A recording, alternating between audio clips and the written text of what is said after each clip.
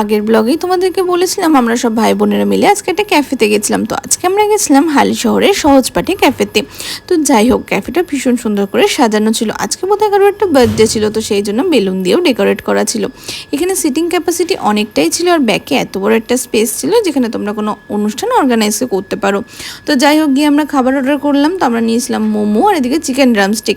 সত্যি বলতে মোমোটা জেনুইনলি ভালো ছিল, চিকেন ড্রামস্টিকে চিকেন ছিল না। তারপরে আমরা নিয়েছিলাম chilli fish, crispy chilli fish maybe, তো সেখানে ফিশ ছিল না।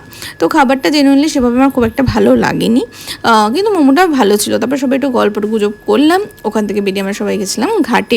সেখানে কিছুক্ষণ বসে বাড়িতে এলাম। বাড়িতে আসার পর রিমি দিদি করছিল স্কিন কেয়ার, আর আমরা খুব পেছনে লাগছিলাম দিদির। আর লাস্টে এক মুহূর্তের জন্য ভেবেই ফেলেছিলাম যে ভূতি সাজছে দিদি। রাতে খাবারে ছিল পোলাও, আলুর দম, এদিকে ভাত আর চিকেন, শেষ পাতে ছিল মিষ্টি। তারপর আমরা একটা রিল বানিয়েছিলাম, যেটা তোমরা ইনস্টাগ্রাম আর ফেসবুকে দেখতে পাবে। দেখা হচ্ছে তোমাদের সাথে নেক্সট ব্লগে।